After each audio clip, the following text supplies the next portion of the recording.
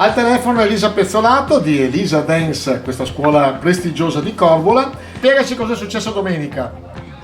Allora, domenica 16 di luglio abbiamo appunto fatto questa ultima tappa del campionato italiano dove le ragazze si sono distinte vincendo il titolo di campionesse italiane nelle danze folk, precisamente nel folk show team, e aggiudicandosi il titolo appunto di campionesse italiane in questa disciplina. Ecco, ricordiamo chi sono, c'è Silvia Moretto che è tagliolese e poi...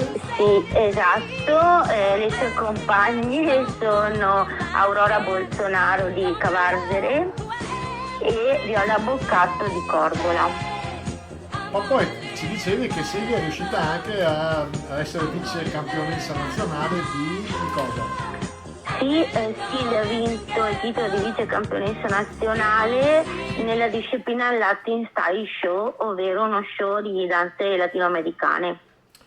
Allora, che dire, Elisa, innanzitutto complimenti a te e alla tua scuola che siete riuscite a laureare queste tre bravissime atlete e ballerine. Prossimi appuntamenti, prossimi obiettivi? Prossimi obiettivi, hanno già fatto una tappa lo scorso anno per il mondiale di dance country, quindi hanno già fatto la prima tappa, quest'anno faranno la seconda a Milano, e appunto per le danze country che hanno anche vinto il titolo di campionesse nazionale, appunto i campionati italiani a luglio qualche settimana fa.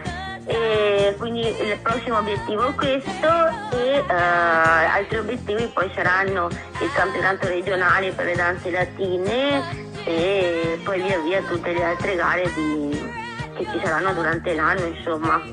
Ti ringrazio Elisa, complimenti ripetuti. Elisa Dance di Corvola, questa scuola che appunto ha laureato tre bravissime ballerine e atlete a questo punto, e noi ti seguiremo per i tuoi prossimi obiettivi. Complimenti. Grazie mille, grazie infinite. Campione italiano di categoria piccolo gruppo Open, classe C Folk Show Dance è il gruppo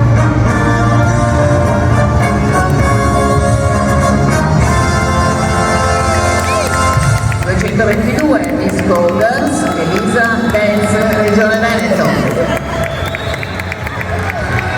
Questa è l'ultima premiazione.